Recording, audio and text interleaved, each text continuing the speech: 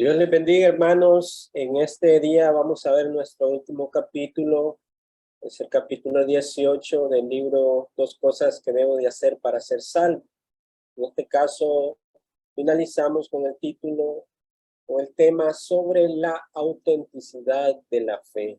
Como hemos estado viendo en capítulos anteriores, hemos comenzado un par de veces a ver esta diferenciación entre la fe verdadera y la fe falsa. Hemos mencionado anteriormente que también con esa fe verdadera hay personas que profesan una fe falsa dentro de las iglesias, y el tema de hoy es para que nosotros aprendamos a diferenciar sobre la autenticidad de la fe, por supuesto basado en las escrituras. Y vamos a pasar a ver nuestra presentación de este día. El autor nos continúa diciendo sobre este capítulo que su deseo, su propósito, antes de terminar este pequeño libro, es la responsabilidad, dice, ayudarle a entender la diferencia entre una fe verdadera o una fe auténtica y una fe falsa o una fe falsificada. Porque de qué otra manera, hermanos, podríamos estar seguros de que hemos hecho estas dos cosas que debemos de hacer para ser salvos. ¿De qué otra forma puedes ayudar a otras personas a estar seguros de lo que han hecho? La intención y propósito de este tema, aparte de que nosotros seamos edificados, nutridos acerca de las verdades fundamentales del Evangelio, también es que una vez teniendo nosotros convicción y certeza de estas verdades, podamos ayudar a otros a estar seguros en base a la palabra de Dios, ya que la palabra de Dios es la única autoridad, la palabra es la única inspirada para llamar a los pecadores al arrepentimiento. Esa es la intención de este libro, y hoy vamos a proceder a desarrollar el tema sobre la autenticidad de la fe. Dice ahí el autor que la Biblia misma nos da descripciones muy claras de la fe falsificada y cómo se debe diferenciar de la fe verdadera. Así que en este capítulo quiero mostrarte la distinción fundamental entre la fe auténtica y la falsificada. Luego explicaré la triple diferenciación entre la fe verdadera y la fe falsa. Veamos de qué se trata. ¿Cuál es la distinción fundamental sobre la autenticidad de la fe? Pues bien, la distinción fundamental entre la fe auténtica y la fe falsificada es que la fe verdadera es de corazón, o sea, nace del corazón y desde el corazón, mientras que la fe falsa es superficial y externa.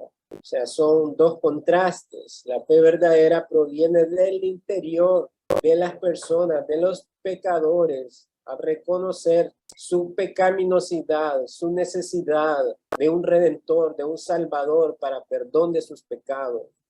Y esta fe falsa es la que se manifiesta, que puede creer de manera intelectual, pero en su interior no ha habido estos cambios, y puede tener un comportamiento externo, puede vestirse similares a la manera particular que tienen los cristianos en su comportamiento y en su conducta, pero por dentro todavía no hay una fe auténtica o no, por no haber un nuevo nacimiento. Así que observa este énfasis en lo importante de la descripción que hace Pablo de la fe salvadora. Veamos en Romanos capítulo 10, verso 9 al 10. El apóstol Pablo ahí dice que si confiesas con tu boca a Jesús por Señor y crees en tu corazón que Dios le resucitó de entre los muertos, serás salvo, porque en el corazón se cree para justicia y con la boca se confiesa para salvación. Vemos ahí que Pablo enfatiza, ¿cómo enfatiza en este texto dos veces? Que la fe que salva es una fe de corazón. Ahí menciona dos veces la palabra corazón. es creer en tu corazón y con el corazón. Por supuesto, la fe falsa también puede tener el mismo conocimiento cuando se transmite el mensaje. Puede creer de una manera superficial que Jesús es Señor de su vida, y es lo que sucede en muchos círculos evangélicos con los famosos llamados al altar, donde la gente va en pos de este llamamiento que le hace el evangelista, que le invita a que Jesús entre en su corazón, pero sin tener una convicción de su pecado, sin haber una obra interna en el corazón de las personas, no puede haber un nacimiento. Por lo tanto, esa parte interna que es el corazón no puede manifestar o creer de forma auténtica estas verdades acerca de Cristo, su justicia y su salvación. A eso se refiere el pasaje que Pablo está mencionando, en la importancia en este asunto de la salvación y de la fe auténtica. Tiene que ver con algo interno y no manifestaciones externas. Ahora, veamos cómo continúa desarrollándose el tema sobre la fe auténtica. Y nos dice ahí el autor que un énfasis similar aparece en la parábola de Jesús de los 4 tipos de suelos o tierra, la famosa parábola del sembrador que muchas veces hemos leído y hemos meditado, y se han escrito muchos artículos o predicaciones con relación a la parábola del sembrador.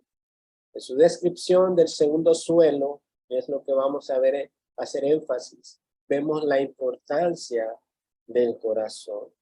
¿Qué nos dice en Mateo capítulo 13, del verso 5 al 6, sobre este segundo suelo o la segunda tierra donde cayó la semilla que representa el evangelio? Nos dice que otra parte, es decir, esa semilla que el sembrador salió a sembrar, utilizando esa parábola Jesús, que esa semilla que representa el evangelio cayó en pedregales, donde no tenía mucha tierra, y enseguida brotó porque no tenía profundidad de tierra. Pero ¿qué sucede? Ahí nos da la respuesta. Pero cuando salió el sol, se quemó, y porque no tenía raíz, se secó. Y en el verso 20 al 21 dice: y aquel en quien se sembró la semilla en pedregales, o sea, Jesús ya está dando una explicación sobre esos 2 versos anteriores del significado de la parábola. Y en aquel en quien se sembró la semilla en pedregales, este es el que oye la palabra y enseguida la recibe con gozo, pero no tiene raíz profunda en sí mismo, sino que solo es temporal. Y cuando por causa de la palabra viene la aflicción o la persecución, enseguida, ¿qué sucede?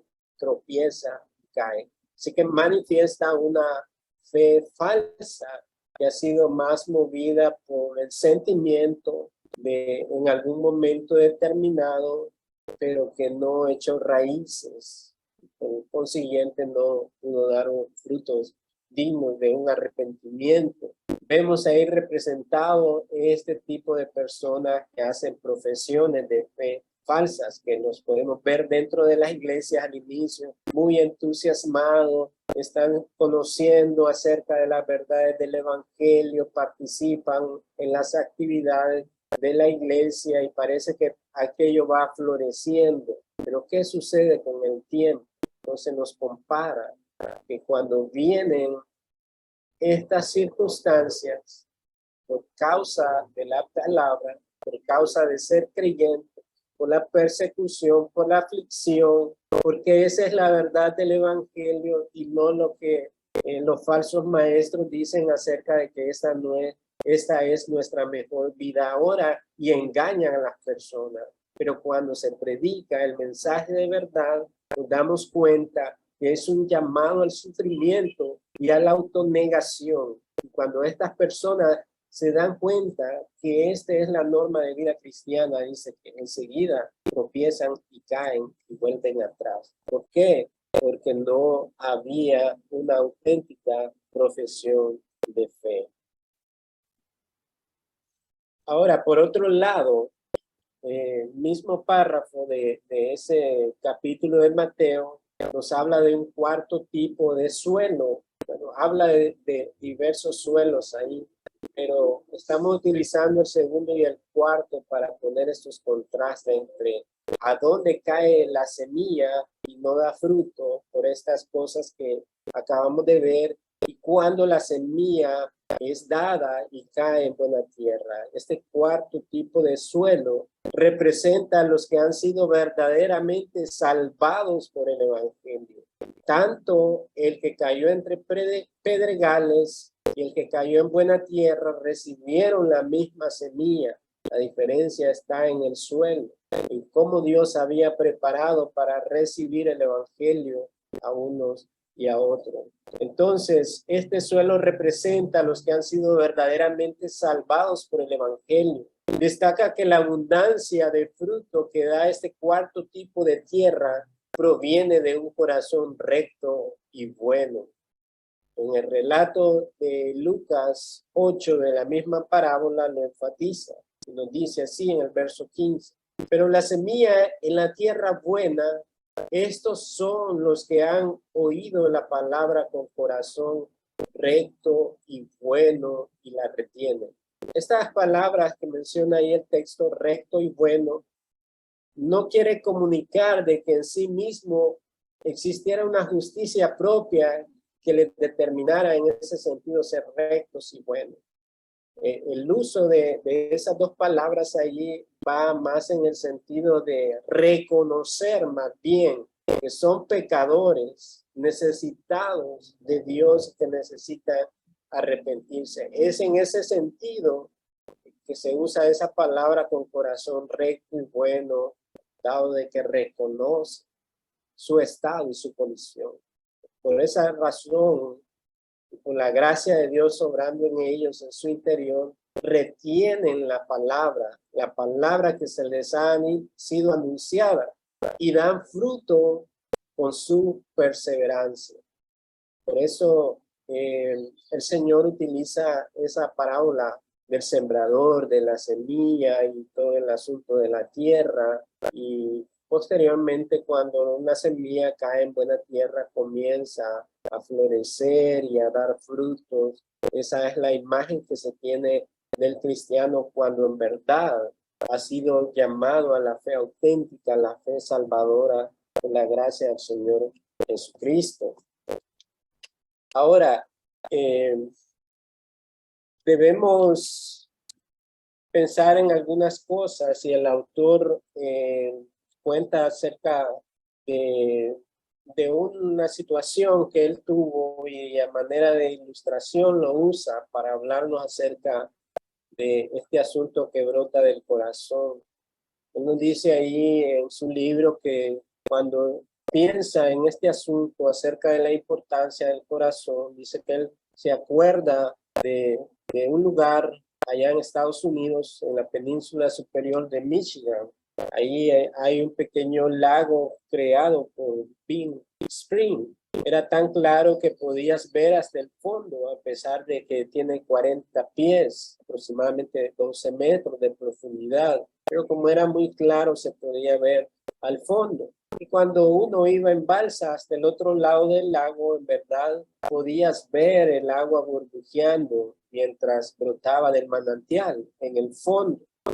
El manantial en el fondo de este lago es como el corazón, dice él. Es el verdadero manantial de los pensamientos, los deseos y la vida de los hombres. De él brota todo lo que hace que un hombre sea realmente quien es. Para referirse al corazón como ese lago cristalino que se puede ver en el fondo, del corazón brota todo lo que hace un hombre que sea realmente quien es. Pues el hombre no es lo que manifiesta externamente, no es su ropa, no es tanto sus acciones, porque primeramente tiene que ver la parte interna. la personalidad del hombre, donde no la vemos, que solo Dios la conoce. Luego las acciones externas que hacen los hombres son el resultado de ese corazón interno y de sus deseos que son manifiestos de forma externa. Por ejemplo, tenemos algunos pasajes como Proverbios 4, verso 23, nos dice: con toda diligencia guarda tu corazón, porque de él brotan los manantiales de vida. En el corazón es realidad donde brota estos manantiales de vida en cada uno de los seres humanos en esta tierra. También Mateo capítulo 12, verso 34, dice unas palabras fuertes ahí en el llamado al arrepentimiento. Dice: camada de víboras, ¿cómo podéis hablar cosas buenas siendo malos? Porque de la abundancia del corazón habla la boca. Si usted nota, hay muchos pasajes en las escrituras que nos hablan no en los aspectos externos del hombre, sino dentro, específicamente en el corazón, donde nacen estos pensamientos. Y Santiago también nos dice las guerras y todos estos conflictos y contiendas, murmuraciones, nacen del corazón, porque de esa abundancia que hay dentro del corazón de los hombres, usted puede tener amistades no creyentes y va a notar que ellos comienzan a hablar y manifiestan lo que hay dentro de su corazón. Si viven vidas libertinas, si viven vidas rebeldes contra Dios, si son mentirosos, chismosos y toda esa clase de males, simplemente manifiestan lo que hay dentro de su corazón. Por esa razón lo expresan con palabras. También Mateo capítulo 15, verso 18 al 19 nos dice: pero lo que sale de la boca proviene del corazón, y eso es lo que contamina al hombre, porque del corazón provienen malos pensamientos, homicidios, adulterios, fornicaciones, robos, falsos testimonios, calumnias. Usted ve una vez más ese párrafo que el Señor estaba compartiendo, comunicando estas verdades a la gente que estaba ahí, diciéndoles que no era tanto lo de afuera de la taza lo que estaba sucio, sino lo que está dentro. Los fariseos eran especialistas en maquillar lo externo, en hacer obras externas para que la gente los alabara. Por eso el Señor los amonestó duramente, los llamó víboras, los llamó engendros del mal, porque ellos estaban preocupados por las formas externas, pero su corazón estaba lleno de maldad. Y ellos manifestaban estas cosas, estos pensamientos, homicidios, adulterio y fornicaciones.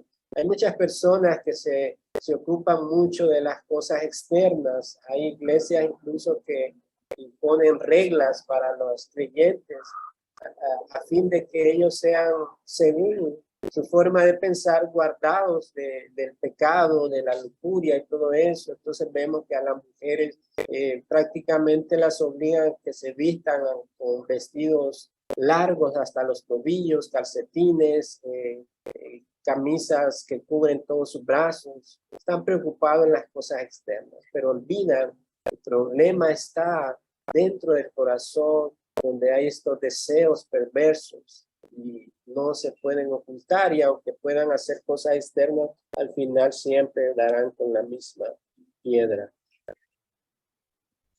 Ahora es importante entonces que recordemos que la fe verdadera es la del corazón, hablando de lo interno, y hay algo en esa fe que se autentica a sí mismo. El tipo de convicciones y compromisos que no llegan a ser de todo corazón y toda alma no trae verdadera paz a la persona. Pero cuando alguien se rinde final e incondicionalmente a Jesús, hay una paz, una liberación y confianza total que a menudo brota burbujeando en una inmediata seguridad de que Jesús es mío, Él es mi Salvador y mi Señor, tal como aquel lago que nos describía el hermano en su libro, un lago cristalino, porque note usted que las personas que profesan fe falsa o se hacen pasar como cristianos pueden tener cierta reputación, como es el lago, por encima, ¿verdad?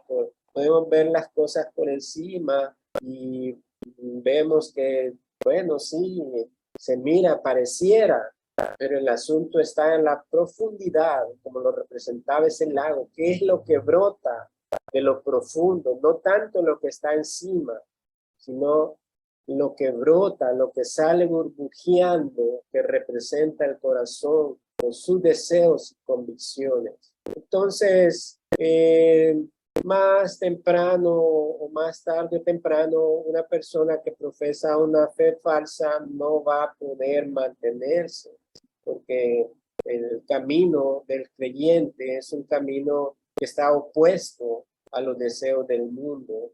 Así como le pasó a la segunda tierra, al segundo suelo de la parábola, cuando ya vino la aflicción por causa de la palabra, el significado de ser creyentes, estas personas tropiezan y no pueden mantenerse, porque tenían un tipo de convicción, compromisos que eran de manera sentimental y no reales. Esa es la diferencia.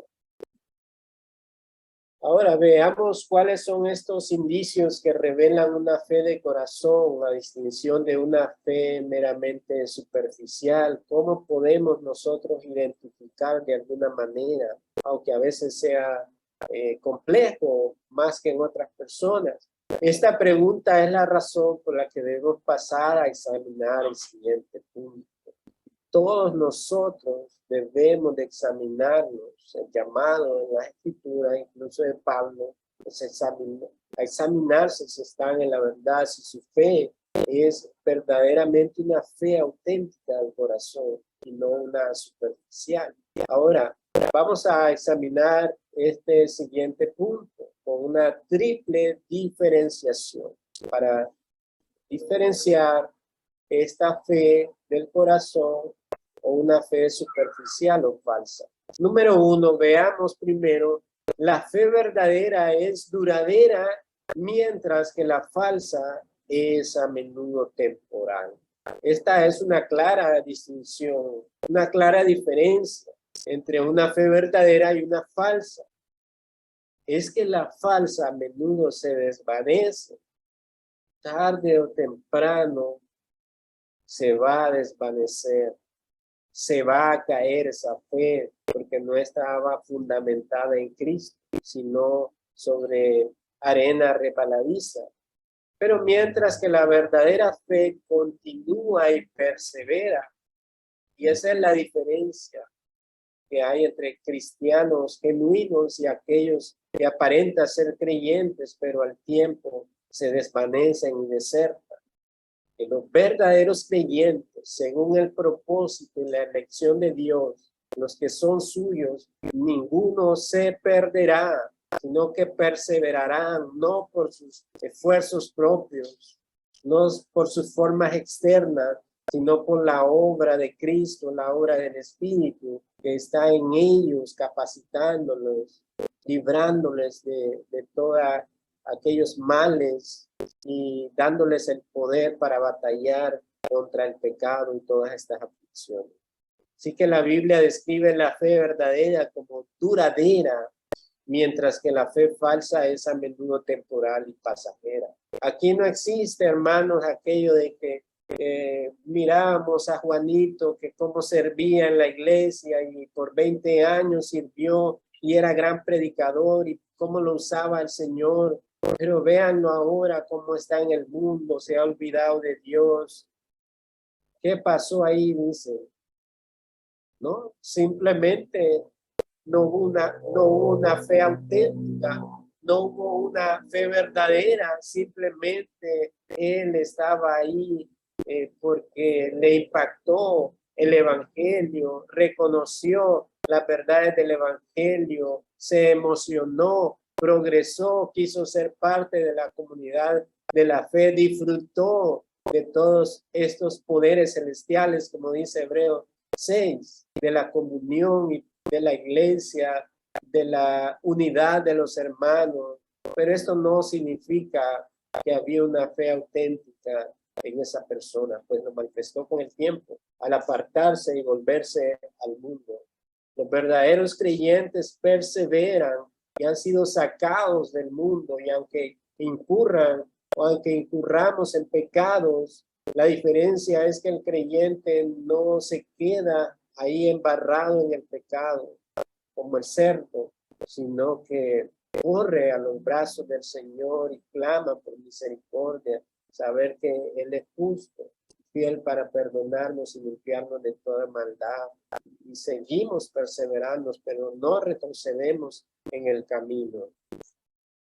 Ahora, también la descripción en Mateo 13 del segundo tipo de suelo que habíamos leído anteriormente, este segundo tipo de suelo enfatiza lo anterior. El verso 21 dice, pero no tiene raíz profunda en sí mismo. Hablando de este tipo de falsos creyentes, no tienen raíz profunda en sí mismo, sino que solo es temporal. Y cuando por causa de la palabra viene la aflicción o la persecución, enseguida tropieza y cae. En realidad, como se me viene ahorita una ilustración de que los falsos creyentes en realidad son como esos arbolitos de Navidad bien decorados, pero no tienen vida en sí mismos. Pero el verdadero creyente es comparado como ese árbol plantado en tierra, raíces profundas y que da fruto, y que ese fruto nunca se agota. Ahora en Juan 6 también resalta que una fe falsa a menudo se caracteriza por apartarse definitivamente de Cristo. En contraste, aquellos que tienen una fe verdadera sienten que no tienen otra opción que continuar con Jesús a pesar de que presenten adversidades, aflicciones en el tiempo presente, pero pertenecen al Señor. Así que vamos a ver qué nos dice Juan capítulo 6. Voy a buscarlo aquí. Juan es algo extenso, por eso no lo quise copiar ahí en pantalla. Juan capítulo 6 del verso 60 al 69. Dice así la escritura. Por eso muchos de sus discípulos, cuando oyeron esto, dijeron, dura es esta declaración, o sea, acerca de lo que el Señor les acababa de decir, acerca de participar en comer mi carne y beber mi sangre y permanecer en mí y yo en él. Y entonces ellos dicen, dura es esta palabra, ¿quién puede escucharla? Pero Jesús, sabiendo en su interior que sus discípulos murmuraban por esto, les dijo, ¿esto os escandaliza? Pues que si vierais al Hijo del Hombre ascender a donde antes estaba, el Espíritu es el que da vida, la carne para nada aprovecha. Las palabras que yo os he hablado son espíritu y son vidas. Pero hay algunos de vosotros que no creéis, porque Jesús sabía desde el principio quiénes eran los que no creían y quién era el que le iba a traicionar. Y decía, por eso os he dicho que nadie puede venir a mí si no se lo ha concedido el Padre. Como resultado de esto, muchos de sus discípulos se apartaron y ya no andaban con él. Y note bien que lo llama discípulo. Un discípulo era un seguidor de su maestro. Había muchos maestros en Israel, era parte de la tradición y la costumbre. Maestros tenían discípulos. Es en ese sentido, en esas características que estos muchos de sus discípulos simplemente seguían a un maestro por las enseñanzas, pero no habían sido transformados y cambiados por el mensaje. Ellos se apartaron y ya no andaban más con él, con el Señor. Entonces Jesús les dijo a los 12, ¿acaso ¿queréis vosotros iros también? Simón Pedro le respondió, Señor, ¿a quién iremos si tú tienes palabras de vida eterna y nosotros hemos creído y conocido que tú eres el Santo de Dios? Ahí nos da una descripción vívida acerca de estos dos grupos de personas que incluso se pueden llamar discípulos y seguir por un tiempo las palabras del Señor, pero no manifiestan una fe auténtica. Y cuando viene el momento de la dureza, de padecer por causa de la palabra de Cristo, no están dispuestos y se apartan del Señor. Esto es muy interesante. No podemos nosotros pretender ser creyentes si no estamos dispuestos en su totalidad a obedecer la palabra de Dios. No es las cosas que yo quiero, no es las cosas o las áreas de mi vida que elija que voy a someter a Dios y las otras no. No se puede de esa manera ser un verdadero discípulo, porque a Cristo es todo o nada. De manera similar, Juan 8 enfatiza la necesidad de continuar creyendo en la palabra de Cristo como una de las marcas de una fe y un discipulado verdadero. Lo dice así, Juan 8, 31 al 32. Entonces Jesús decía a los judíos que habían creído en él, si vosotros permanecéis en mi palabra, verdaderamente sois mis discípulos y conoceréis la verdad y la verdad os hará libre. Entonces note ahí que este asunto de creer la palabra no está hablando en el sentido de creerla mentalmente o afirmarla simplemente, sino que tiene la connotación de vivirla, de obedecerla. Ese es el sentido de creer y permanecer en la palabra, alguien que la practica y que la obedece. Los falsos creyentes dentro de las iglesias no se someten a la palabra, no se someten a la disciplina bíblica y manifiestan una fe falsa por esa razón. Esa es una de las maneras o una marca de la fe de los verdaderos discípulos.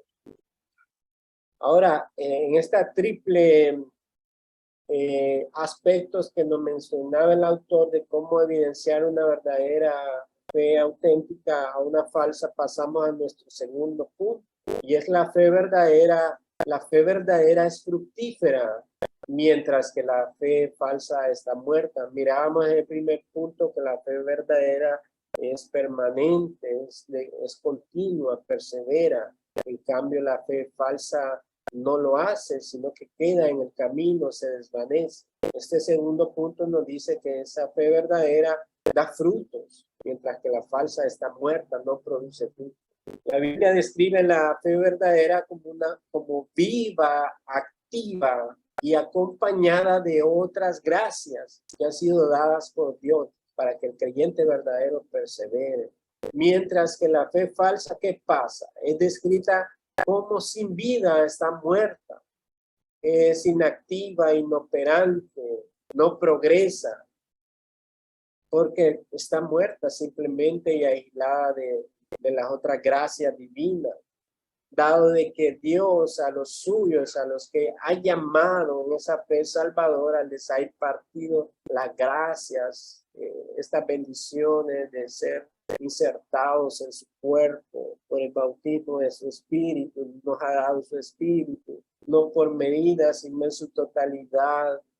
Nos ha dado la santidad de Cristo, se nos ha sido acreditada la obra perfecta de Cristo, se nos ha dado la oración, la comunión con el Espíritu, todas estas gracias de las cuales los no creyentes, los falsos creyentes no poseen, porque solo los de Cristo tienen el Espíritu de Cristo. Gálatas 5 nos presenta la descripción que hizo Pablo del tipo de fe que significa algo en Cristo Jesús. El tipo de fe que salva es una fe fructífera en buenas obras, se traduce en las buenas obras. Y en Gálatas capítulo 5, verso 6, nos dice la Escritura, porque en Cristo Jesús ni la circuncisión ni la incircuncisión significan nada, sino la fe que obra por amor. Ahí en el contexto de los hebreos, los judíos, en esta práctica del Antiguo Testamento, donde circuncidaban a sus hijos como una señal del pacto, pero esta no era una práctica que había estado determinada para hacerse por siempre, como una forma de justificación o de pertenecer al pueblo, sino que era una figura o una sombra de lo que habría de venir, que el Señor circuncidaría ya no un miembro físico del cuerpo, sino que nuestro corazón, algo interno. Ello físico ya no sería más, sino el Señor tratando con su pueblo en lo interno, circuncidando el corazón, un corazón nuevo para que me ame y obedezca la ley. Entonces ya no son esas acciones o esas obras, esos rituales del Antiguo Testamento, sino que es hacia dónde apuntaban esas sombras y esas figuras, que era la persona de Cristo. Es por la fe en Cristo que obra por amor. En el verso 14, creo que ha de ser el mismo pasaje. Nos dice, ¿de qué sirve, hermanos míos? Creo que este es Santiago, más bien, disculpen que no le anoté en el capítulo, pero nos dice, ¿de qué sirve, hermanos míos, si alguno dice que tiene fe, pero no tiene obras? ¿Acaso puede esa fe salvarle? Así también la fe por sí misma, si no tiene obras, está muerta. ¿Tú crees que Dios es uno? Hacéis bien, también los demonios creen y tiemblan, pero ¿está dispuesto a admitir, oh hombre vano, que la fe sin obras es estéril? Porque así como el cuerpo sin el espíritu está muerto, así también la fe sin obras está muerta. Entonces note aquí que Santiago, como en teología, se hace estos contrastes entre la carta de Pablo y la de Santiago, que no hay una contradicción, porque Pablo dice que la salvación es por fe, no por las obras, y que ahora Santiago nos dice que es necesario estas obras, pero no hay una contradicción, sino que él complementa que esa salvación que han recibido los creyentes se debe de manifestar en obras piadosas que glorifiquen a Dios, y que aquellos que no manifiestan por medio de estas obras que deben de manifestarse, entonces no tiene algo estéril, no produce nada, no produce fruto. A eso Santiago se refiere. Si alguno dice que tiene fe y no tiene obras, o sea, no hay algo genuino ahí. No solamente es decirlo, sino practicarlo, vivirlo, que la gente pueda ver que nosotros servimos a Cristo. Lejos de eso, los creyentes falsos se comportan como el camaleón, dependiendo de la ocasión, del lugar, así se comportan con los demás. De tal manera que no hay una diferencia, y cuando se dan cuenta que asiste a la iglesia, dicen, bueno, ¿y cómo es que eres cristiano? Pero pareciera que eres igual a los que están en el mundo. Entonces, no se puede tener ese creer o esa fe de manera intelectual, como los demonios que creen y tiemblan. Sin embargo, ellos no son salvos, no obedecen a la ley de Dios, sino que han sido sujetos para condenación, para que ellos sean lanzados junto con Satanás en el día del justo juicio de Dios. Así que tiene que haber evidencias de una fe auténtica que es traducida por obras. Obras en la santificación. Estamos siendo cada vez apartados de este mundo. Batallamos en contra de las cosas del mundo. Esas son obras que evidencian una fe auténtica. Y llegamos finalmente en esta triple aspectos que evidencia una fe verdadera o una falsa. Llegamos al tercer punto, La fe verdadera es universal, mientras que la falsa es parcial. ¿A qué nos referimos con esto? Con que la fe verdadera es universal.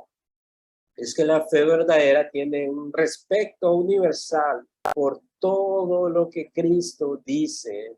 Y un indicador de una fe falsa es que solo tiene un respeto parcial por la palabra de Cristo. No considera todos los mandamientos de Cristo como verdaderos y de obligatorio cumplimiento. Algunas personas que alegan de que ya la ley no es necesaria y que no estamos obligados a obedecer estos mandamientos. Estamos en la gracia y que en esa gracia podemos tener libertad de muchas cosas. Pero ese tipo de personas no ha comprendido el evangelio, la verdad del evangelio. Que aunque no somos salvos por medio de la ley, por las obras de la ley, sin embargo, la ley moral del Señor aún está vigente, sus mandamientos, y debemos de obedecerlos. Sus mandamientos nos advierten del peligro, de la destrucción y señalan nuestro pecado con el propósito de que nos apartemos de estas cosas y estemos firmes y arraigados en Cristo, abrazando todas sus palabras, las palabras de Cristo, sus mandamientos, para ser obedecidos. Y eso es los supuestos discípulos de Juan 6 que leímos en versos 60 al 69, mostraron esa fe parcial, ¿verdad? Habían seguido al Señor quizás un buen tiempo, andaban en las montañas, en todo lugar que Jesús recorría. Sin embargo, cuando llegó el momento y el Señor, su soberanía y su propósito eterno, hizo provocar como esa división entre los falsos discípulos y los verdaderos, al poner el dedo en la llaga a las personas que lo siguen por otras circunstancias. Como el caso cuando aquellos mencionaban, Señor, te seguiré donde quiera que vayas. Bueno, dice el Señor poniendo su dedo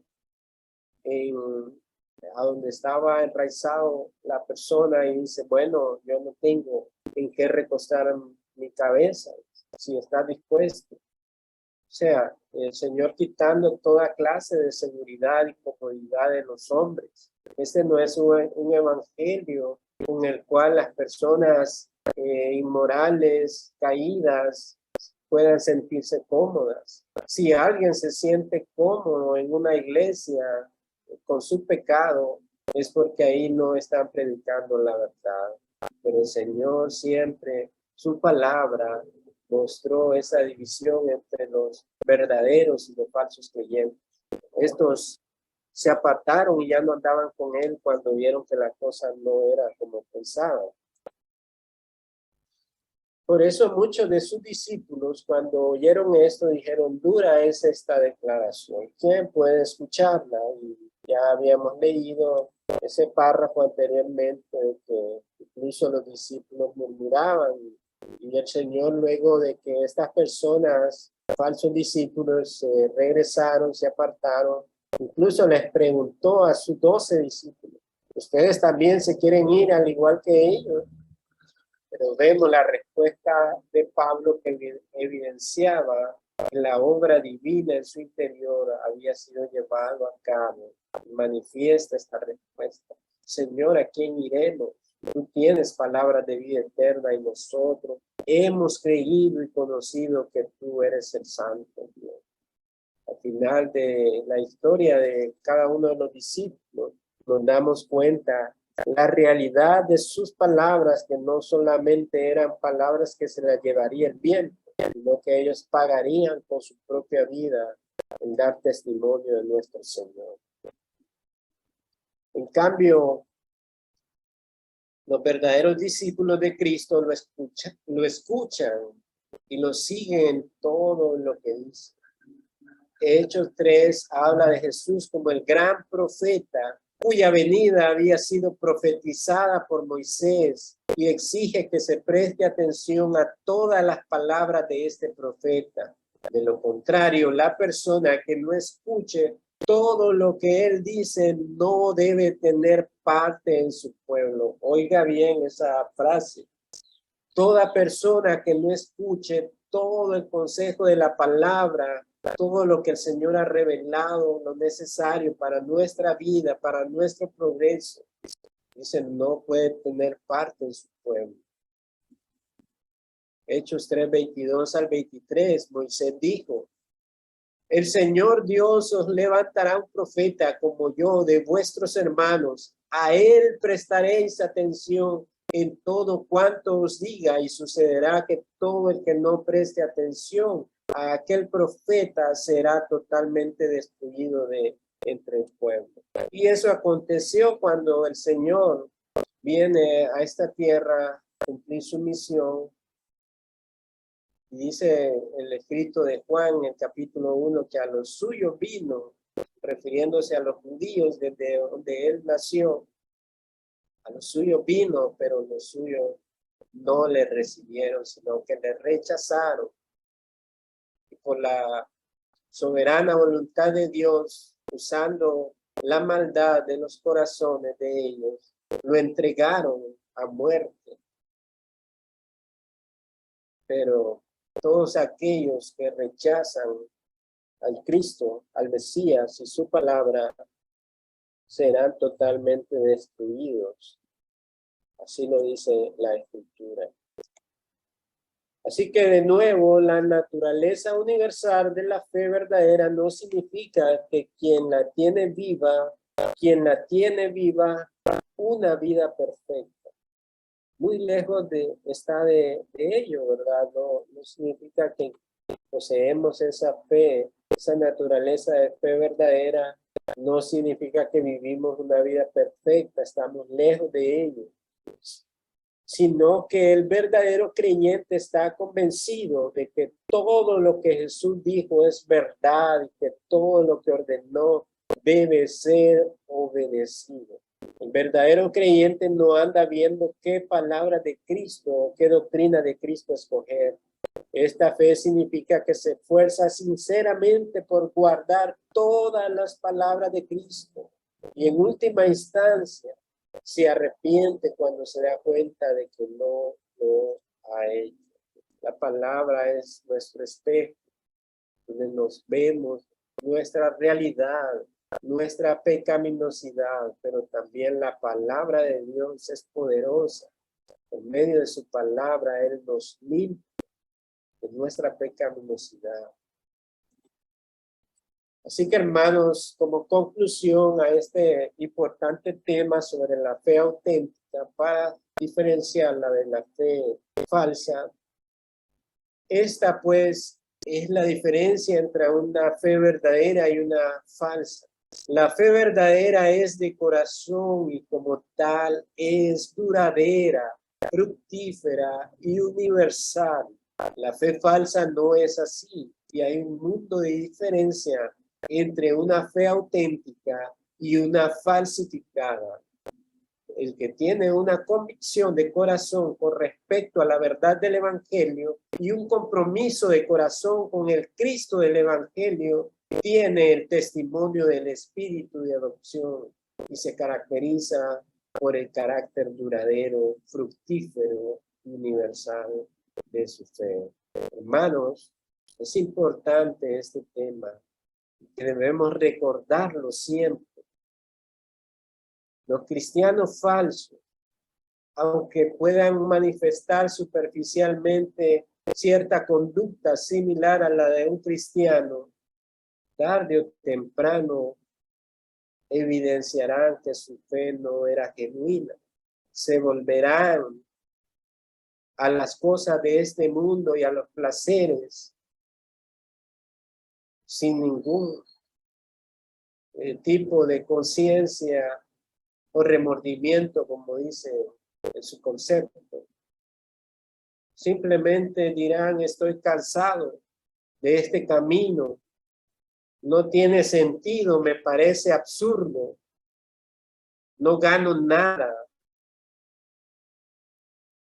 Final, Lo que hay dentro de su corazón es lo que manifestará. Se caerá aquel disfraz con el cual pensaba en sus propias fuerzas ser parte de la familia de Dios.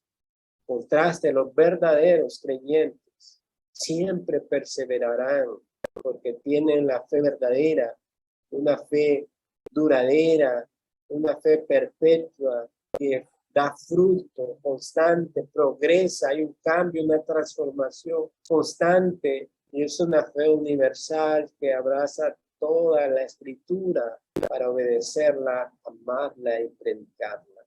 Esa es la bendición de tener esta fe auténtica por gracia de Dios. ¿Tiene usted esta fe auténtica? ¿De qué manera el estudio de este día le ha puesto en evidencia sobre estas cosas? Si estamos en la verdad, demos gloria al Señor por su misericordia.